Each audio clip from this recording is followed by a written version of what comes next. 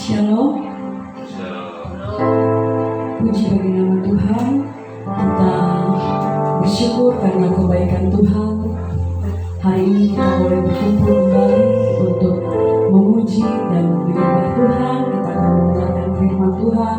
Kita terus bersyukur atas kebaikan Allah di dalam kehidupan kita. Saya mengucapkan selamat datang untuk semua jemaat-jemaat yang ada di gereja.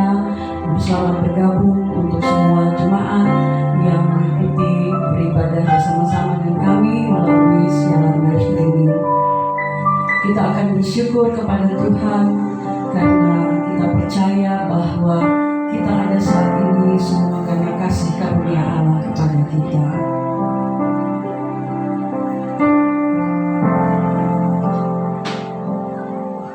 Terima kasih Tuhan Yesus, banyak yang Engkau perbuat di dalam hidup kami.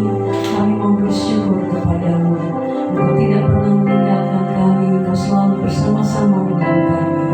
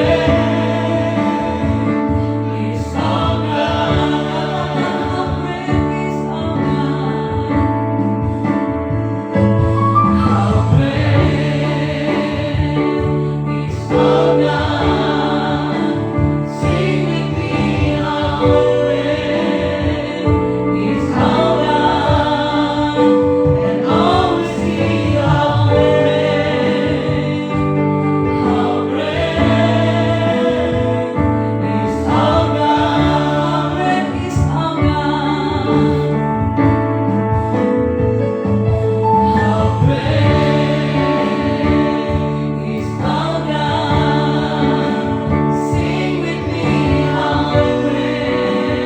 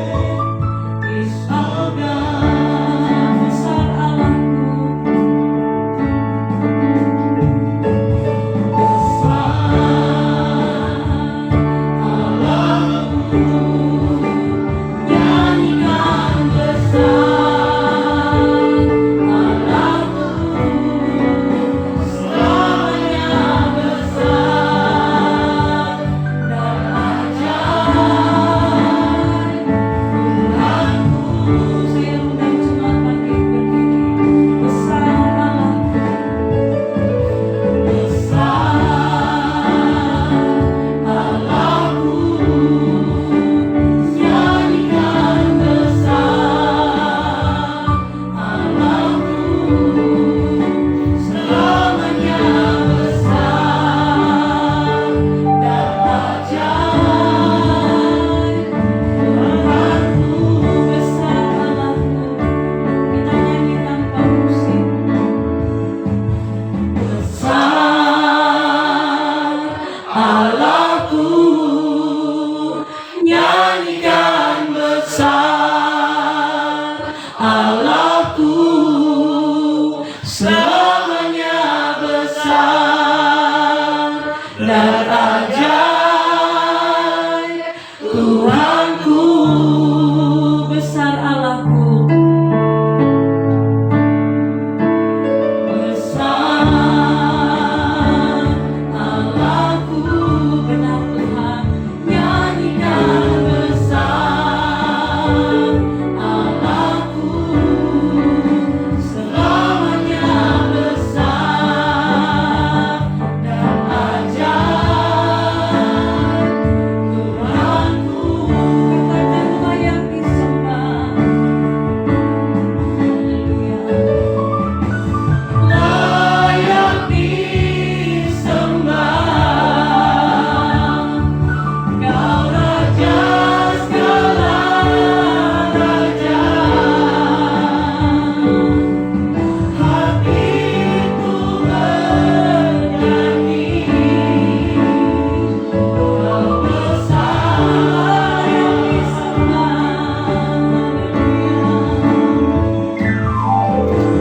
Layak disembah, Kau Raja segala raja. Hatiku bernyanyi, Kau besar.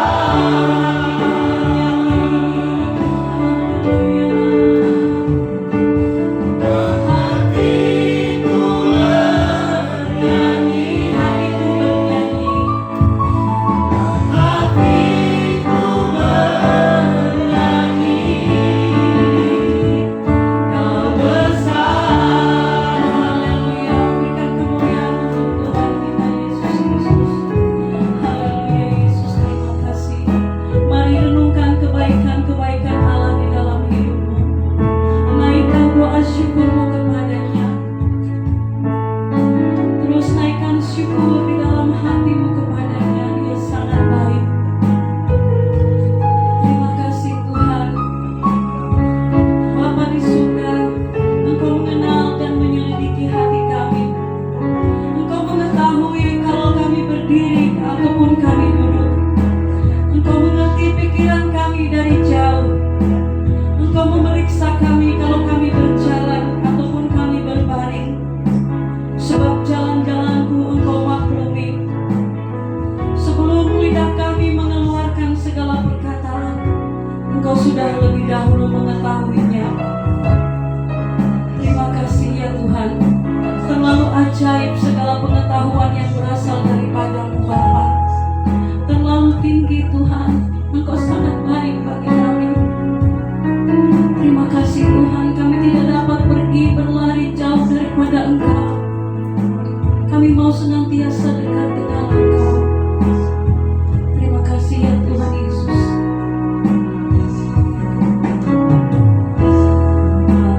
Terima kasih Yesus. Kemanakah aku dapat pergi, menjauhi Roh-Mu yang suci? Kau sahabat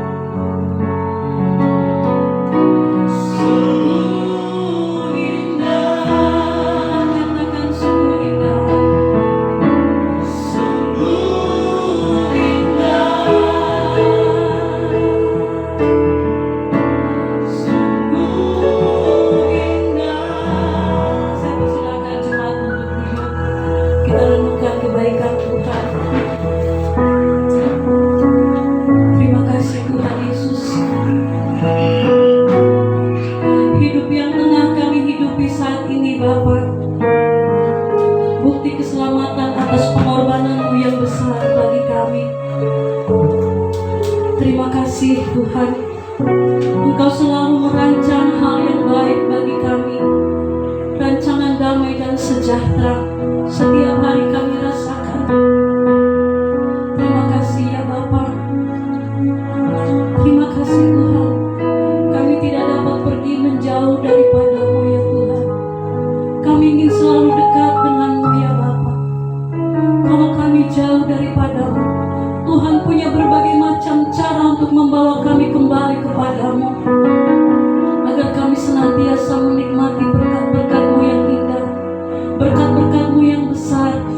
Kami senantiasa menghidupi segala rancangan-Mu yang besar bagi kami, rancangan-Mu yang indah bagi kami. Terima kasih ya Tuhan Yesus. Ajar kami menghargai semua pengorbanan-Mu bagi kami. Ajar kami menghargai belas kasihan-Mu bagi kami. Terima kasih ya Tuhan Yesus. Ingatkanlah kami agar kami menepati janji-janji kami kepadamu. Kami menepati segala nazar kami kepadamu ya Tuhan. Terima kasih Bapa. Bapa, di dalam nama Yesus, kami percaya Engkau hadir di dalam ibadah ini. Terus Engkau hadir hingga pada akhirnya ya Bapa. Dan kami percaya pada ibadah ini hati kami diperbaharui, pikiran kami tentang Engkau diperbaharui. Kami senantiasa memikirkan yang benar tentang Engkau, dan bahwa Engkau selalu menginginkan kami melakukan kebenaran-kebenaran-Mu ya Tuhan. Terima kasih ya Roh Kudus, senantiasa kuasailah hati dan pikiran kami saat ibadah ini berlangsung. Dan Engkau memberkati hamba-Mu yang akan menyampaikan firman Tuhan dengan hikmat surgawi. Dan Tuhan berkati kami semua supaya kami dapat bersuka cita menerima kebenaran firman Tuhan, dan kami pulang dapat melakukan semuanya. Bertahtalah atas ibadah kami ya Bapa, dari awalnya hingga pertengahan hingga pada akhirnya. Biarlah jadi seturut dengan kehendak-Mu. Jadilah kehendak-Mu dalam ibadah ini ya Bapa, di bumi seperti di surga. Di dalam nama Bapa, Anak dan Roh Kudus, dalam nama Yesus kita sama-sama bersyukur dan kita katakan amin. Kita akan bermazmur bagi Tuhan, dan kita akan membacakan kitab Mazmur yang terambil dari pasalnya yang ke-85, Mazmur 85.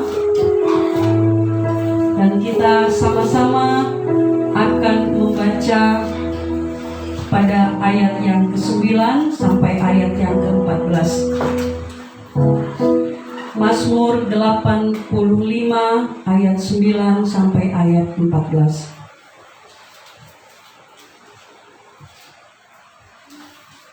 Yang sudah dapat boleh bilang amin. Amin. Kita akan berdiri lagi, kita akan membacakan firman Tuhan ini. Mazmur 85 ayat 9 sampai 14. Sama-sama ayat 9. Aku mau mendengar apa yang hendak difirmankan Allah Tuhan. Bukankah Ia hendak berbicara tentang damai kepada umatnya dan kepada orang-orang yang dikasihinya, supaya jangan mereka kembali kepada kebodohan? Sesungguhnya keselamatan daripadanya dekat pada orang-orang yang takut akan Dia, sehingga kemuliaan Dia di negeri kita. Kasih dan kesetiaan akan bertemu, keadilan dan damai sejahtera akan bercium-ciuman. Kesetiaan akan tumbuh dari bumi, dan keadilan akan menjemuk dari langit. Bahkan Tuhan akan memberikan kebaikan, dan negeri kita akan memberi hasilnya. Keadilan akan berjalan di hadapannya, dan akan membuat jejak kakinya menjadi jalan. Haleluya. Sesungguhnya keselamatan daripadanya dekat pada orang-orang yang takut akan Dia, sehingga kemuliaan diam di negeri kita. Kita diberikan kuasa oleh Tuhan untuk memuji dan menyembah Tuhan setiap saat, dan untuk melakukan semua kebenaran-kebenaran firman Tuhan. Mari kita memuji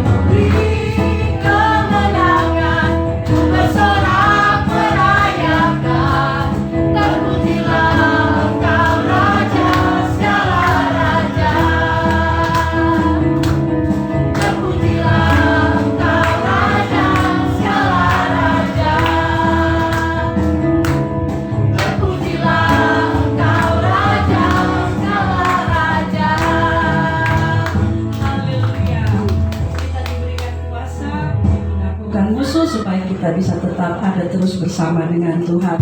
Percayakah kita bahwa kita saat ini lebih daripada seorang pemenang? Amin. Amin. Puji Tuhan. Kita mengibarkan panji-panji surgawi sebab Yesus adalah Raja segala raja.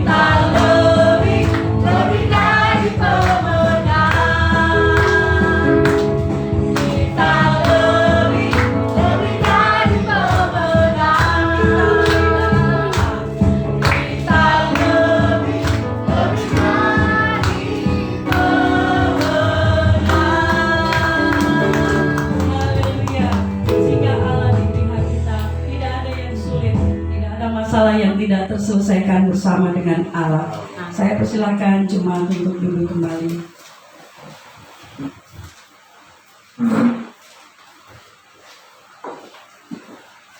Kita mau mendengarkan kebenaran firman Tuhan, kebenaran Allah yang sempurna, yang terus menyempurnakan hidup dan kehidupan kita setiap hari.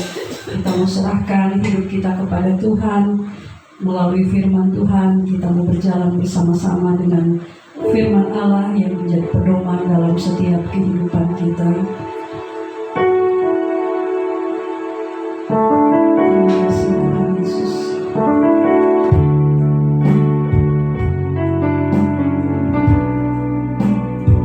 kasih ya Tuhan, terima kasih ya Tuhan Yesus.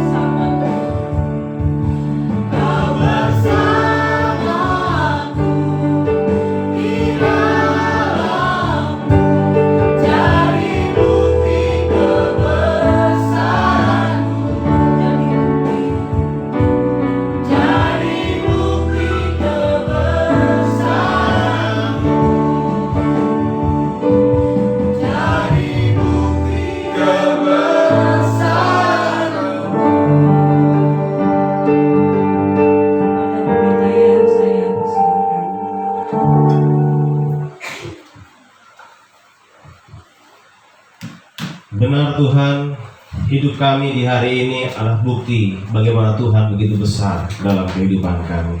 Terima kasih Tuhan Yesus untuk setiap belas kasihan Tuhan dalam kehidupan kami.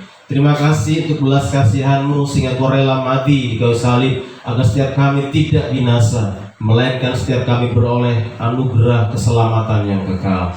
Mari Tuhan Engkau berbicara buat kami di pagi hari ini, agar setiap kami mengerti apa yang menjadi kehendak Tuhan dalam kehidupan kami, yang harus kami lakukan dalam kehidupan kami sehari-hari. Urapi hamba-Mu untuk boleh menyampaikan setiap kebenaran firman Tuhan di pagi hari ini. Di dalam nama Tuhan Yesus kami sudah berdoa dan bersyukur. Mari semua katakan amin. Ya, shalom. Ya, puji Tuhan. Berikan senyum dulu buat samping kiri, samping kanan, sambil katakan Tuhan Yesus begitu mengasihi. Ya, baik saudara, kita hari ini ada di penghujung bulan September. Sudah bunyi ber, artinya sudah mau Desember, sudah mau Natal, sudah mau berpindah tahun lagi. Sungguh waktu tidak terasa, cepat sekali. Dan saudara, kita belajar di sepanjang bulan September mengenai belas kasihan. Ada banyak hal yang telah kita belajar, bagaimana Tuhan berbelas kasihan kepada kita, bukan hanya masalah jasmani saja, tapi Tuhan juga berpikir bagaimana dengan kerohanian kita, agar setiap kita boleh menerima anugerah keselamatan. Amin. Dan Tuhan mau agar setiap kita menjadi prioritasnya Tuhan dalam belas kasihan. Untuk itu Tuhan mau agar kita percaya, kita hidup kudus, dan Tuhan mau kita mengikuti Yesus, sehingga kita akan menjadi orang-orang yang diprioritaskan Tuhan dalam kehidupan kita. Yang berikutnya saudara, kita juga belajar bahwa seorang Samaria yang murah hati, dia begitu melihat, hatinya tergerak, dan kemudian dia bergerak untuk menolong seseorang yang memerlukan belas kasihan. Dan untuk menolong dan bergerak itu memerlukan sebuah pengorbanan, dan pengorbanannya bukan kaleng-kaleng, saudara. Totalitas tanpa batas. Itulah pengorbanan yang dilakukan oleh seorang Samaria yang murah hati. Dan hari ini saudara, kita akan melihat dari Matius pasal 9 ayat yang ke-13. Next. Kita akan baca, di depan sudah ada. Kalau Bapak Ibu bisa terlihat di depan, bisa baca sama-sama. Kalau tidak bisa terlihat, bisa membuka Alkitab saudara atau handphone saudara. Tapi yang pastinya yang dibuka adalah Alkitab. Yang sudah menemukan bisa katakan haleluya. Haleluya. Oke, 1, 2, 3. Jadi pergilah dan pelajarilah arti firman ini. Yang ku kehendaki ialah belas kasihan dan bukan persembahan. Karena aku datang bukan untuk memanggil orang benar, melainkan orang berdosa. Saudara, begitu jelas bahwa Tuhan punya kehendak yang luar biasa, yaitu belas kasihan. Ini cerita bagaimana pada waktu itu Tuhan memanggil seorang Lewi yang bernama Matius. Dan ada banyak orang saudara yang protes, yang komplain. Mengapa Yesus memanggil seorang yang berdosa? Ingat baik-baik, Tuhan datang untuk orang berdosa. Ada 3 hal penting saudara dari ayat firman Tuhan ini yang akan kita belajar mengenai belas kasihan. Yang pertama, nah, kalau lanjut kita baca sama-sama 1, 2, 3. Belas kasihan adalah kehendak Allah. Bisa mundur lagi, perhatikan ayat yang tadi, perhatikan yang warna merah. Jadi pergilah dan pelajarilah arti firman ini. Yang ku kehendaki, apa? Yang ku kehendaki ialah belas kasihan. Kakak kembali lagi di poin yang pertama. Saudara, di sini sangat jelas bahwa yang menjadi kehendak Allah ialah belas kasihan. Artinya belas kasihan bukanlah kehendak manusia. Ada banyak orang yang menunjukkan belas kasihannya dengan berbagai motivasi. Ada orang yang menunjukkan belas kasihannya supaya dipikir dia orang yang dermawan, dia orang yang baik, sehingga orang bilang, "Wih, Bapak itu boleh itu kalau ada orang susah tuh, dia paling gampang sekali bikin baik. Dia paling gampang sekali hatinya tersentuh. Dia paling ringan tangan sekali. Jadi dia membuat belas kasihan dengan sebuah tujuan supaya orang mengagung-agungkan dia, supaya orang menghormati dia, supaya namanya terpandang, supaya dia dikenal oleh orang sebagai orang yang penuh dengan belas kasihan. Ada juga orang yang menunjukkan belas kasihannya dengan sebuah alasan. Dia percaya bahwa ada prinsip tabur tuai, bahwa apa yang ditabur pasti akan dituai. Dan dia memberikan sebuah tindakan belas kasihan dengan sebuah tujuan supaya nanti saya juga akan mendapatkan belas kasihan. Jadi melakukannya karena ada udang di balik bakwan, saudara. Ada maksudnya, dia bikin belas kasihan dengan sebuah tujuan supaya nanti kalau saya susah, saya juga akan mendapatkan belas kasihan. Supaya nanti anak-anak saya bisa menikmati atau bisa menuai daripada taburan belas kasihan saya. Ada juga orang yang menaruh belas kasihan tanda petik karena tidak enak, saudara. Apalagi kalau seandainya dalam sebuah gereja, saudara, ketika ada janji imankah, ada persembahan apakah yang ditantang oleh pendeta di depan. Kadang-kadang orang memberi itu bukan karena ingin memberi, karena malu. Yang lain memberi, masa tidak memberi lagi. Yang lain kasih angka di amplop, lumayan, baru saya. Jadi dia memberi atau menunjukkan belas kasihannya bukan karena dia ingin memberi, karena tidak enak saja, sungkan. Tetapi saudara, perintah untuk berbelas kasihan itu adalah kehendak Tuhan. Amin. Bilang kepada sebelah, itu kehendaknya Tuhan. Saudara, saya punya istri itu, saudara. Dia kalau di rumah, dia punya kehendak mengenai pakaian. Itu semua harus ditata dengan rapi. Tidak boleh kita habis dari tempat, dari luar begitu, pulang ke rumah, kemudian kita taruh pakaian sembarangan. Kalau taruh sembarangan, pasti akan ada bunyi radio, saudara, saudara. Yang mulai bicara. Itu kehendak hati dia. Jadi saudara, saya sebagai seorang suaminya, saya sudah tahu kehendak istri saya. Kalau saya saya pulang dari luar, kalau pulang saya harus meletakkan pakaian di tempatnya, digantungkah atau masukkan dalam tempat pakaian kotor. Tidak boleh dihambur. Sedangkan saya punya kebiasaan, saudara, di mana saya berada, disitulah pakaian saya berada, saudara. Pokoknya di mana saya mau buka, ya saya buka di situ, suka-suka hati saya. Jadi saya bebas melakukan apa saja. Itu saya sebelum menikah. Tapi ketika saya menikah, saya harus tahu apa yang menjadi kehendak istri saya. Kalau mau terjadi perdamaian dunia, saudara, di rumah, maka saya harus mengikuti kehendak itu, saudara. Tapi kalau mau terjadi perang dunia di situ, maka saya akan menghamburkan pakaian sembarang saja. Kadang-kadang, saudara, saya bisa mengikuti kehendak itu, tetapi seringkali kembali kepada akar, saudara. Kembali kepada kebiasaan, di mana saya berada, disitulah pakaian saya berada. Dan akhirnya saya tidak mengikuti apa yang menjadi kehendak istri saya, dan akhirnya terjadi perang dunia di situ. Tapi saya belajar bagaimana saya harus mengikuti apa yang menjadi kehendak istri saya. Lalu saudara, kita tahu bahwa kehendak Tuhan sudah jelas. Ini bukanlah tidak jelas, bukan yang perlu ditafsirkan, perlu diartikan dengan begitu banyak mungkin ilmu, saudara. Ini sangat jelas. Yang ku kehendaki ialah belas kasihan. Sangat jelas. Artinya mau tidak mau, suka tidak suka, ya harus ada belas kasihan di hati kita. Amin. Satu kali saya menjadi seorang pelajar, masih kanak-kanak, masih di bawah bimbingan orang tua saya.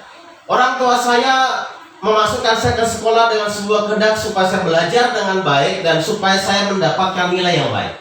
Itu kehendak orang tua saya. Artinya dia berjuang, dia cari uang, bahkan mungkin juga harusnya uang itu bisa dipakai yang lain, tapi harus untuk sekolah saya. Dia punya kehendak supaya saya belajar dengan baik. Tetapi saudara, godaan-godaan di sekolah juga itu cukup tinggi, saudara. Waktu saya di STM itu, ini mungkin saya untuk kali pertamanya tidak masuk sekolah. Saya dari kecil tuh tidak pernah tidak masuk sekolah, rajin sekolah. masuk saja, bukan karena ingin masuk ya, karena harus masuk begitu. Jadi satu kali waktu di STM, saudara, saya masuk sekolah, kami sekolah siang, kemudian teman-teman kami memerintahkan kepada semua orang di kelas bahwa semua harus tidak boleh masuk. Kami harus pergi ke kebun binatang. Pokoknya kita mau main saya di sana, jalan-jalan di sana. Mau melawan juga, ini satu lawan berapa ya? dan semua orang juga di situ cukup keras. Dan akhirnya saudara, saya harus mengikuti apa yang menjadi kehendak teman-teman saya, dan saya harus mengabaikan apa yang menjadi kehendak orang tua saya ketika orang tua saya menyekolahkan saya di SD. Kalau seandainya orang tua saya tahu, pasti hati mereka pedih. Dan Tuhan punya kehendak begitu jelas. Kehendaknya adalah supaya setiap kita mempraktekkan belas kasihan, karena Tuhan itu adalah Allah yang penuh dengan belas kasihan. Maka mau tidak mau saudara, sudah ada benih di hati kita, dan otomatis kalau kita tahu kehendak Tuhan tanpa disuruh, kita akan mempraktekkan belas kasihan. Kenapa? Karena itu bagian daripada menyenangkan hati Tuhan. Bukankah kita belajar menjadi orang percaya untuk mengerti kehendak Tuhan? Kita berdoa, Tuhan, kami mau dengarkan firman-Mu supaya kami mengerti kehendak hati Tuhan. Sudah tahu kehendak hati Tuhan, tinggal dijalankan. Jangan sama seperti orang-orang ahli Taurat yang hanya paham secara pengetahuan tentang belas kasihan, tetapi tidak ada tindakan. Orang bilang omong doang, saudara. Kalau bicara itu luar biasa, tapi tindakannya kosong. Saya percaya di sini semua orang-orang yang tahu akan kehendak Tuhan. Amin. Lo bilang sebelah, kakak sudah tahu toh kehendak hati Tuhan. Kemudian saudara, di ayat tadi sangat jelas dikatakan yang kukehendaki Allah belas kasihan dan bukan persembahan. Kenapa Tuhan menegur bahwa yang dikehendaki adalah belas kasihan? Ingat pada waktu itu dia sedang menjumpai Matius, si pemungut cukai itu, saudara, untuk mengikuti Yesus. Dan semua ahli Taurat, orang-orang Farisi komplain, Tuhan, itu kan orang berdosa, itu kan orang yang suka korupsi, itu orang yang suka mengambil pajak melebihi yang seharusnya. Kenapa kok harus hadir di sana? Saudara, ternyata selama ini banyak orang-orang Israel, bahkan para ahli Taurat, yang hanya menjalankan kegiatan agamawi saja, saudara. Mereka rajin beribadah, rajin berpuasa, rajin melakukan semua hukum Taurat, tetapi permasalahannya yang mereka lakukan hanya sekedar rutinitas agamawi. Sama dengan kita, saudara. Kita tahu bahwa sebagai orang percaya, ya mau tidak mau, suka tidak suka, hari Minggu kita mesti ke gereja, betul kan? Dong bilang katanya orang Kristen pasti akan ke gereja. Jadi kita melakukan semua kegiatan itu, kita rajin beribadah, rajin pelayanan mungkin, rajin berpuasa dan sebagainya, itu hanya sebuah rutinitas agamawi. Tetapi tidak ada esensinya di sana. Makanya Tuhan menegur yang ku kehendaki bukanlah persembahan, tetapi adalah belas kasihan. Kalau kita mundur lagi ke belakang, pada waktu itu bangsa Israel mereka menggunakan persembahan justru untuk menyogok Tuhan. Jadi mereka akan bersikap bebas. Orang tahu bahwa kalau ada sebuah kesalahan, ada dosa, sudah tahu bahwa ada korbannya. Kalau dosa ini, korbannya ini. Kalau bikin salah ini, korbannya ini. Jadi mereka tahu bahwa mereka bisa hidup bebas, tapi mereka juga paham, mereka juga harus bawa korban persembahan. Artinya korban persembahan itu menjadi sogokan atau gula-gula buat Tuhan supaya Tuhan mengasihi mereka. Tapi dengarlah baik-baik, yang Tuhan kehendaki bukanlah korban persembahan. Yang Tuhan kehendaki adalah belas kasihan. Dan saudara, belas kasihan ini sangat jelas. Tuhan datang buat siapa? Kata firman Tuhan. Coba kita baca sekali lagi. Kembali Kakak Siska. Kita baca sama-sama. 1, 2, 3. Jadi pergilah, yang ku kehendaki ialah belas kasihan dan bukan persembahan, karena aku datang bukan untuk memanggil orang benar, melainkan orang berdosa. Sangat jelas bahwa Tuhan datang untuk orang berdosa. Itu konsen Tuhan jelas, saudara, untuk orang-orang berdosa. Artinya kita juga harus menunjukkan belas kasihan kita kepada orang-orang berdosa itu. Bukan justru kita kasih tinggal mereka, kita biarkan mereka, mau binasakah, mau hancurkah, mau bikin takaruankah, urusan mereka. Yang penting saya sudah percaya Yesus. Yang penting saya sudah mengerti kebenaran firman Tuhan, selesai. Orang mau binasa ke itu dorang urusan, masing-masing punya kehendak bebas. Saudara, Tuhan datang hanya untuk orang berdosa. Artinya kita dipanggil juga untuk mengikuti kehendak Tuhan tadi, yaitu untuk orang berdosa. Lalu saudara, siapa yang menjadi orang berdosa? Setiap kita orang berdosa, tapi puji Tuhan saudara, karena iman kita dibenarkan oleh Tuhan. Tapi ada banyak orang di luar sana yang belum mengerti akan Tuhan. Dan itulah tugas kita, untuk menunjukkan belas kasihan kita kepada orang-orang berdosa itu. Setiap hari kita diperjumpakan oleh Tuhan dengan orang-orang itu. Dan pertanyaannya adalah, apakah kita tahu kehendak Tuhan atas orang itu? Apakah kita paham hati Tuhan untuk orang itu? Kalau kita mengerti kehendak Tuhan, hati Tuhan untuk orang itu, saya percaya kita akan berbelas kasihan kepada orang itu. Amin. Hal yang kedua, kita katakan sama-sama, hancur hati untuk jiwa. Orang yang punya belas kasihan, Yesus yang mengajarkan belas kasihan, Yesus hancur hati untuk jiwa-jiwa. Kalau dia tidak hancur hati saudara, buat apa dia harus datang ke dunia? Bahkan ketika dia mau menghadapi salib, di mana salib itu sebagai puncak kasih Tuhan, puncak belas kasihan Tuhan, dia harus menangis, Tuhan, kalau bisa Tuhan lalu, tapi demi orang-orang ini, demi kehendak-Mu, biarlah kehendak-Mu yang terjadi. Yesus hancur hati untuk jiwa. Lalu bagaimana dengan kita? Apakah kita juga mau hancur hati dengan jiwa-jiwa? Kita lihat dalam Keluaran pasal 32 ayat yang ke-32. 1, 2, 3. Tetapi sekarang kiranya Engkau mengampuni dosa mereka itu, dan jika tidak, hapuskanlah kiranya namaku dari dalam kitab yang telah Kau tulis. Saudara, pada waktu itu ketika Musa naik ke Gunung Sinai, apa yang terjadi? Orang-orang Israel tunggu terlalu lama. Si Musa itu naik di Gunung Sinai. Akhirnya orang-orang Israel memaksa Harun untuk membuat sebuah patung berhala yang terbuat dari emas. Akhirnya Harun saudara, karena desakan dari orang-orang Israel, dia mengumpulkan emas-emas daripada orang-orang Israel, kemudian dilebur dan dicetak menjadi patung lembu emas. Dan kemudian orang-orang Israel menyembah patung itu. Dan ini saudara, begitu memilukan hati daripada Musa. Ketika Musa turun melihat kelakuan orang Israel, dia begitu marah sekali.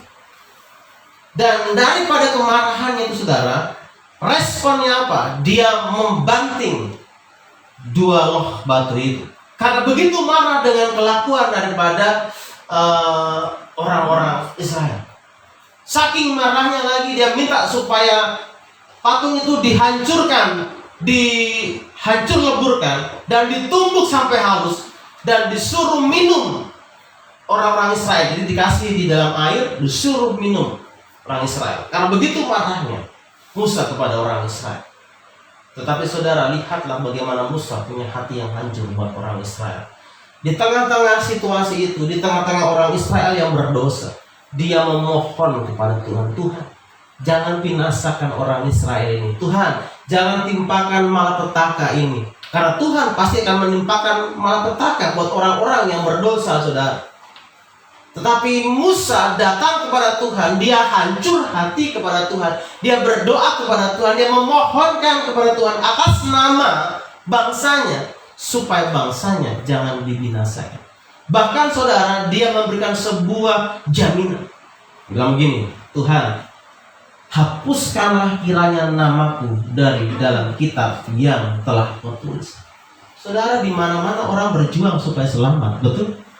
Di mana-mana orang berusaha supaya selamat, apalagi kita mengikut Tuhan, panjang kita punya kehidupan ini. Dan semua orang menginginkan yang namanya keselamatan. Tapi lihatlah Musa, dia mau hancur hati, bahkan dia bilang, Tuhan, tolong ampunilah bangsa saya. Kalau kau tidak ampuni bangsa saya, lebih baik kau hapuskan saya dari kitab kehidupan ini. Itulah bukti bagaimana Musa mau hancur hati kepada bangsa Israel supaya bangsa Israel diselamatkan. Ingat, konsen Tuhan adalah untuk orang-orang berdosa. Yang menjadi pertanyaan saudara, apakah kita juga hancur hati untuk jiwa-jiwa? Biasanya, kalau kita punya pergumulan yang besar, itu paling gampang untuk menangis di hadapan Tuhan. Saya berulang kali menangis di hadapan Tuhan supaya istri saya sembuh. Itu saya bisa menangis tuh waktu istri tidak ada tapi.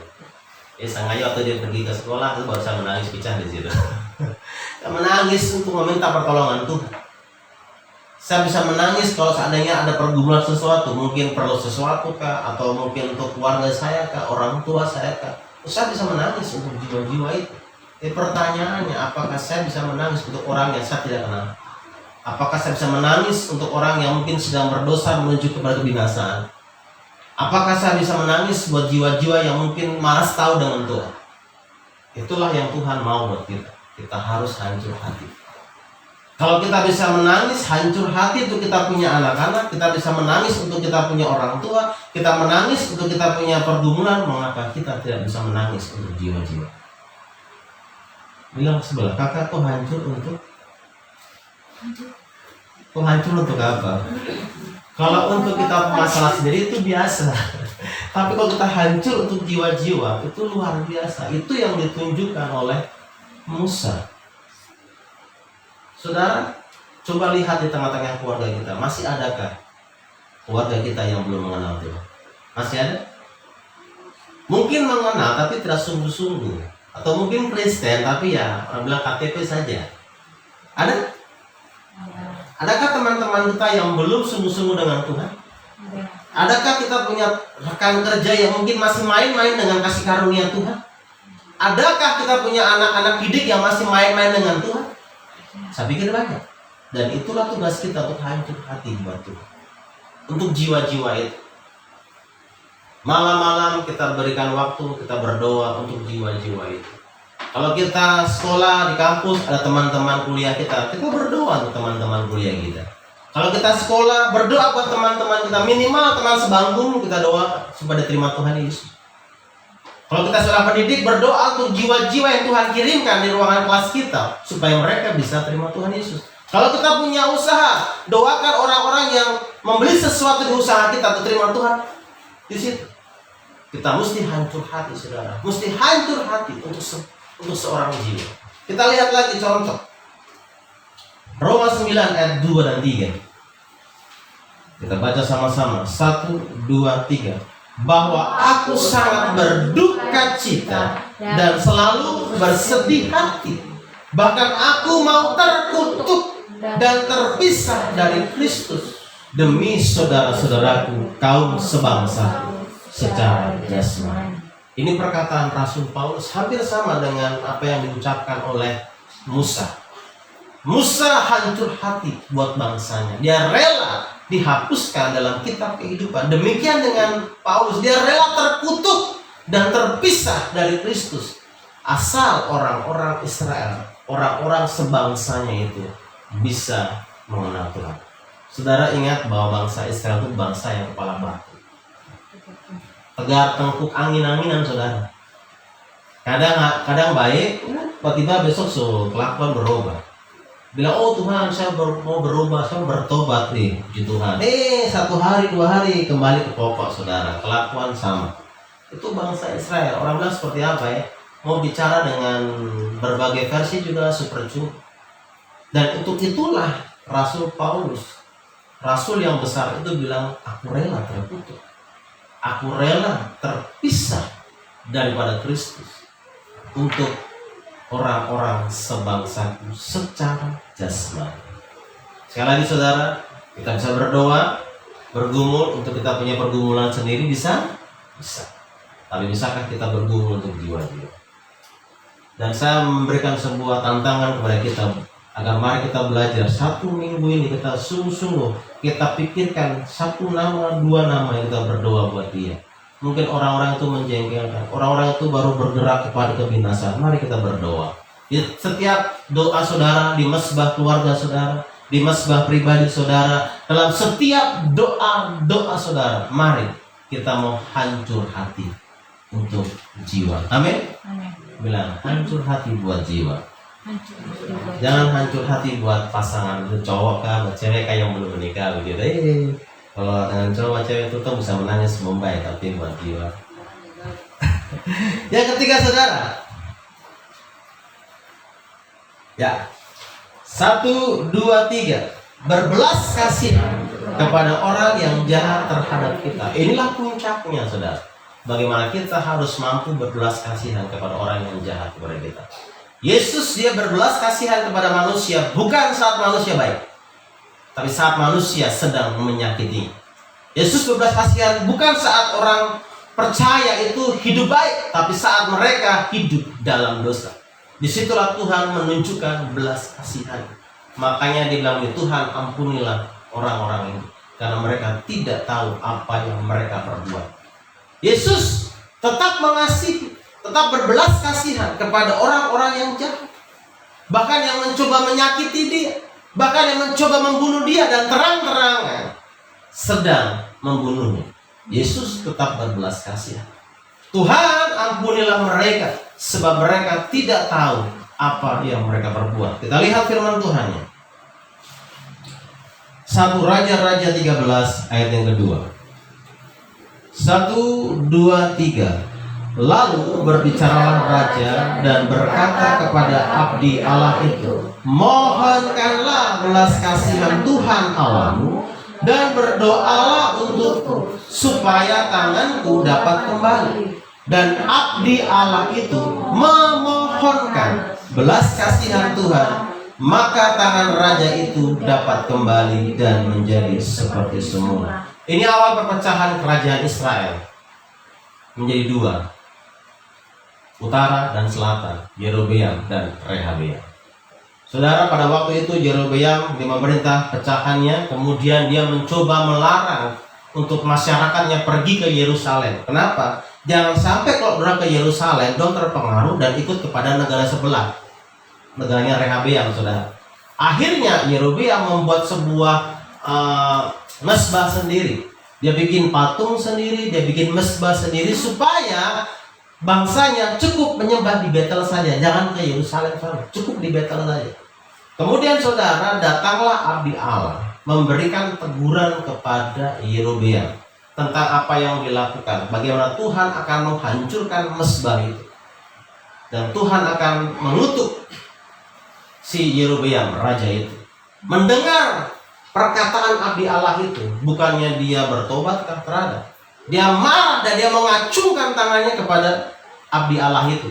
Begitu dia mengacungkan tangannya, langsung tangan kejang, terasa kembali lagi, saudara. Macam kaku begitu, dia terasa kembali, terasa ditekuk lagi. Dia sudah begitu saja. Ketika dia mengacungkan tangannya kepada abdi Allah itu, begitu tangan terang kembali, dia takut juga. Dia tangan bagaimana ini?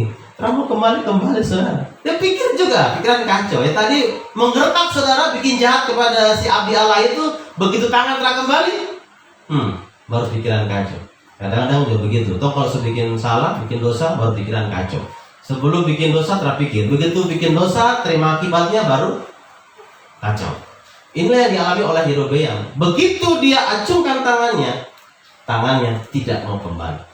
Baru dia bilang kepada si abdi Allah, tolonglah, mohonkanlah belas kasihan kepada Tuhan itu, supaya sapu tangan semua ini. Saya takut sekali nih. Kalau tangan terang kembali bagaimana? Masuk jalan begini. Mau pakai pakaian bagaimana? Setengah mati saudara. Akhirnya abdi Allah itu memohonkan belas kasihan. Saudara, kalau seandainya kita jadi abdi Allah bagaimana? Maukah tidak? Kau bilang, makanya kau dengar, harus bilang tadi toh, bertobat, syukur, tobat. Itu namanya hukuman Tuhan. Mungkin toh langsung bikin jadi inti saudara. Tapi itu tidak terjadi buat abdi Allah. Kalau kita yang di posisi abdi Allah, saya yakin nih, toh mungkin bersuka cita. Kenapa? Orang yang tantang kita tadi langsung kena batunya saudara. Tetapi lihatlah, bahwa belas kasihan itu harus terjadi kepada orang yang jahat terhadap kita. Bagaimana abdi Allah itu memohonkan belas kasihan supaya tangannya disembuhkan. Saudara, saya tidak tahu dengan kehidupan kita, pasti ada perlakuan-perlakuan yang tidak mengenakan dalam kehidupan kita. Amin. Pasti ada tindakan-tindakan yang tidak mengenakan di tengah-tengah kehidupan kita. Mungkin di tengah-tengah lingkungan kerja kita, mungkin gesekan-gesekan antara rekan kerja, rekan bisnis, teman-teman sekolah, teman-teman pegawai, atau mungkin gesekan dengan keluarga. Setiap hari kita bisa mengalami gesekan-gesekan. Ingat, besi menajamkan besi, sesama menajamkan sesamanya. Artinya kita akan semakin ditajamkan dengan sesama kita, dan ketika ditajamkan itu sakit. Dan seringkali kita mendapatkan perlakuan-perlakuan tidak enak. Pertanyaannya, apakah kita memohonkan kutuk kepada orang itu, ataukah kita memohonkan belas kasihan kepada orang itu? Yang sering terjadi, kita bilang, saya berdoa supaya kau nanti kau biar Tuhan hukum kau sudah. Bukankah Tuhan yang punya pembalasan? Jadi kita serahkan kepada Tuhan, memang benar. Tapi sebenarnya motivasi kita supaya Tuhan itu kasih hancur dia sudah. Itu motivasi kita. Tapi ketika ada orang yang berbuat jahat sama kita, tugas kita adalah memohonkan belas kasihan. Kami pernah merasakan bagaimana orang-orang yang kami perlakukan dengan baik justru menusuk kami dari belakang. Orang-orang yang kami perlakukan baik, bahkan saudara kami sendiri pun terang-terangan mengambil apa yang menjadi hak kami. Tetapi kami belajar untuk memohonkan belas kasihan. Bahkan kadang-kadang lo bikin diri macam tidak terjadi apa-apa. Tetapi kami belajar bagaimana kami harus memohonkan belas kasihan. Dan berapa kali kami difitnah. Tapi kami belajar untuk sekali lagi memohonkan belas kasihan kepada Tuhan. Kami tahu bahwa apa yang dia lakukan pasti akan dia tuai. Kami tahu itu karena itu hukum Tuhan, kamu tuai. Tapi kami harus belajar bagaimana kami memohon supaya dia mendapatkan belas kasihan Tuhan. Dia mendapatkan pengampunan dari Tuhan. Sekali lagi, kalau ada teman-teman kita, sahabat kita, siapapun di lingkungan kita yang seringkali berbuat jahat kepada kita, mari kita berdoa kepada mereka. Amin.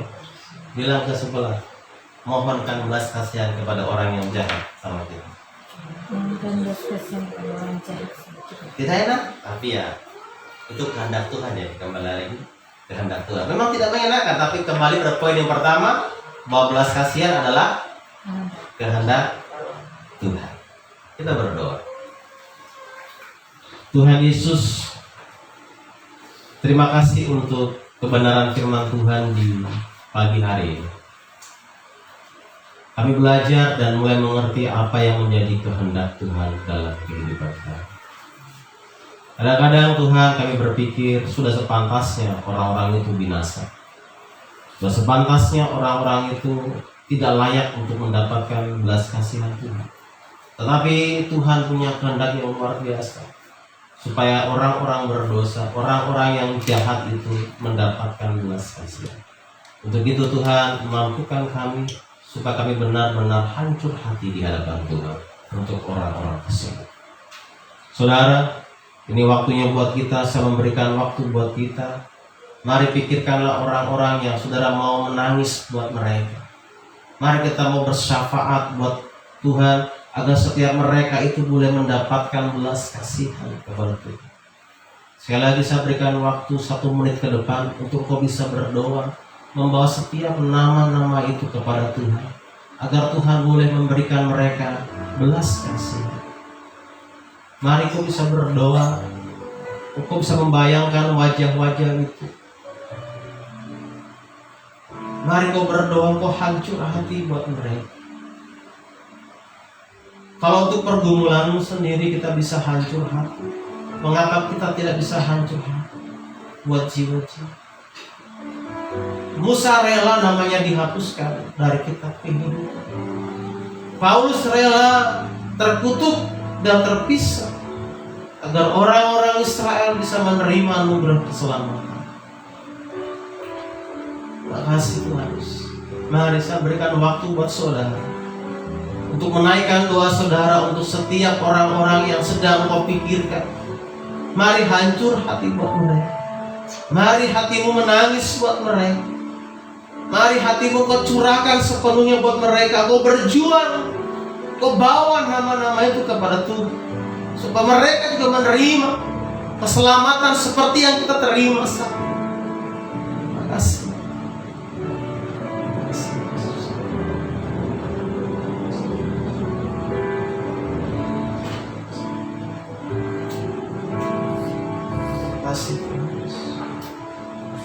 Terima kasih.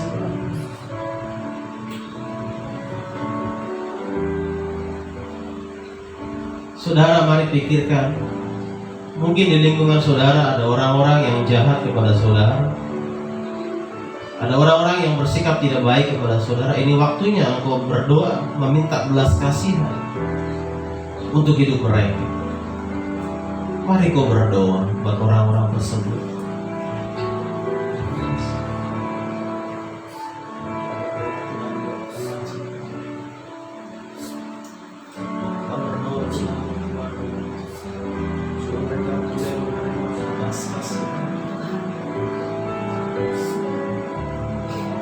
Sekali lagi terima kasih Tuhan Yesus buat pagi hari ini.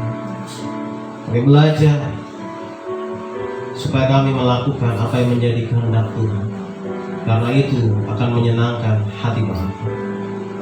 Mampukan kami Tuhan, Roh Kudus terus mampukan kami. Kami percaya Tuhan akan terus menolong kami.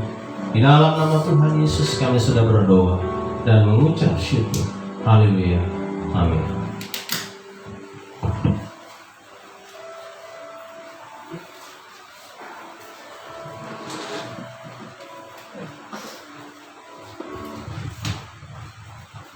Saudara diberkati, melambaikan tangan, Tuhan Yesus baik. Kita akan memberikan persembahan kita. Sebelumnya yang sudah menyiapkan persembahan di dalam amplop, mari sama-sama kita angkat di tangan kanan kita dan kita tundukkan kepala, kita berdoa. Terima kasih ya Tuhan Yesus untuk kebenaran firman yang sudah kami dengar bersama. Terima kasih untuk hikmat Tuhan kepada pendeta Yan yang sudah menerjemahkan firman Tuhan ini kepada kami semua. Dan biarlah kuasa Tuhan yang sempurna juga menerjemahkan firman ini kepada kami semua masing-masing seturut dengan kebutuhan kami. Dan Tuhan kiranya memampukan kami semua untuk melakukan kebenaran firman Tuhan ini. Bapa, di dalam nama Yesus, kami akan memberikan persembahan kami, baik itu persembahan persepuluhan, baik persembahan pembangunan maupun ucapan syukur untuk mendukung perluasan kerajaan Allah melalui jemaat kami. Tuhan Yesus kiranya memberkati semua tangan-tangan yang sudah memberi. Tuhan terus memberkati segala usaha yang dikerjakan, dan Tuhan tolong kami supaya bukan hanya persembahan berupa materi yang kami berikan pada hari ini, tetapi kami mempersembahkan seluruh hidup dan kehidupan kami untuk hormat dan kemuliaan bagi nama Tuhan. Terima kasih Bapa, inilah persembahan kami yang kami berikan dengan segala kerendahan hati kami. Mari kita semua yang siap untuk memberi, kita sama-sama katakan amin. Dan sambil kita memasukkan persembahan di tempat yang sudah disediakan, kita akan menyanyikan pujian. Kita mau membawa persembahan ke rumah Tuhan.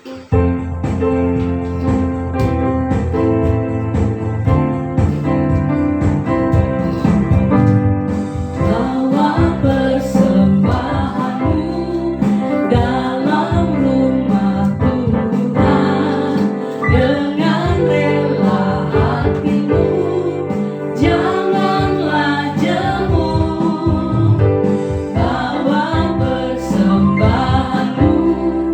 bawa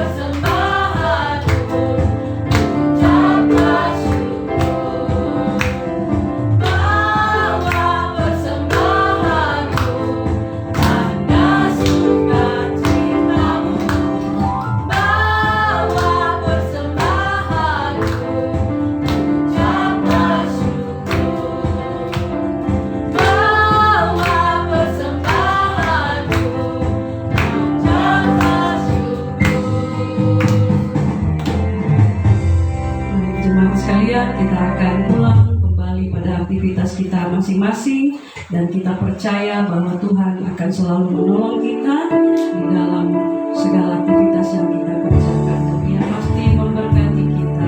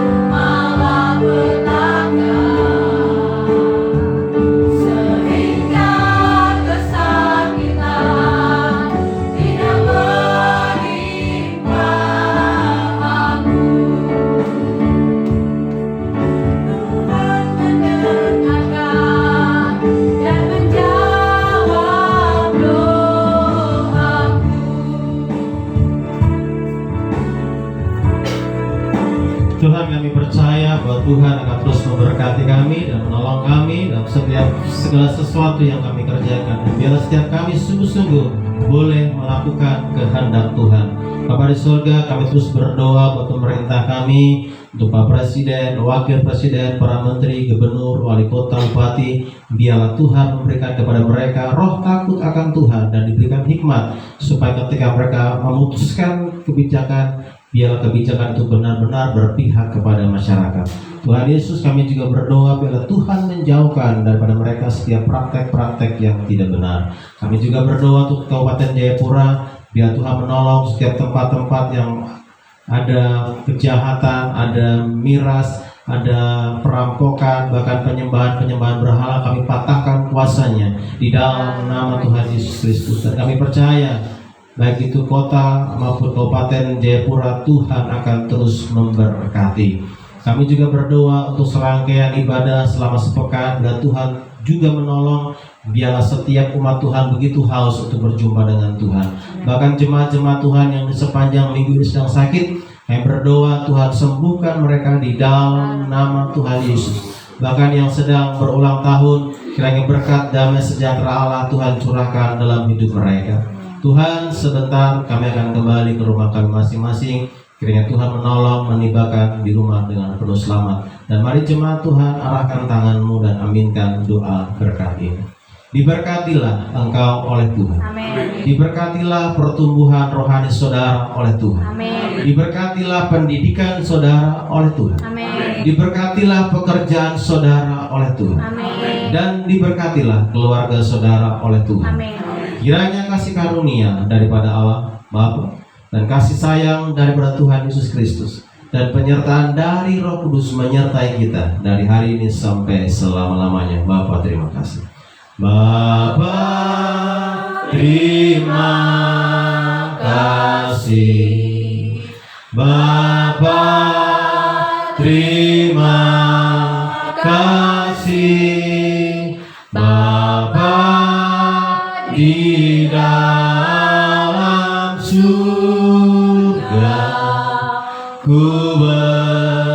Terima kasih. Amin. Silakan duduk. Silakan mengambil waktu teduh sejenak.